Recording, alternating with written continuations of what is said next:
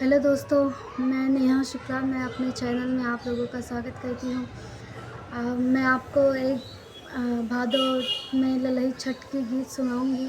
अगर हमारी गीत अच्छी लगे तो प्लीज़ लाइक, कमेंट और शेयर करें। सखी भादो के छठिया मनाइला, गीत भजन गाइला ना। सखी भादो के छठिया मनाइला, गीत भजन गाइला ना। सखी भादो के छठिया मनाइला, गीत भजन गाइला ना। हाथ लिए सजी थाल धूप दीप फूल माल, हाथ लिए सजी थाल धूप दीप फूल माल।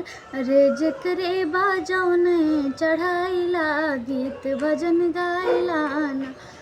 जकरे बजौ ने चढ़ाइला, गीत भजन गाइला ना। सखी भादों के छठिया मनाइला, गीत भजन गाइला ना।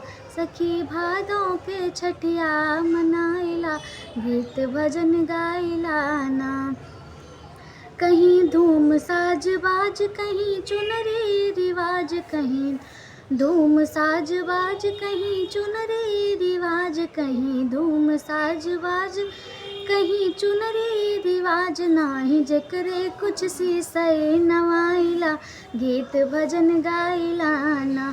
नाही जकरे कुछ सीसई नवाइला, गीत भजन गाइला ना।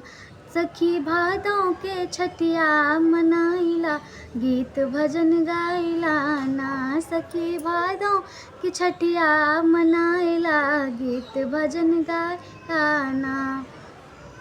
केहू मांगे माता लाल, केहू उमर सालों साल, केहू मांगे माता लाल, केहू उमर सालों साल। के शरणन में मनसा पुराइदा, गीत भजन गाइला ना।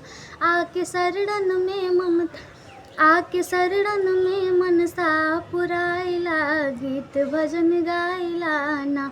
आके शरणन में मनसा पुराइला, गीत भजन गाइला ना।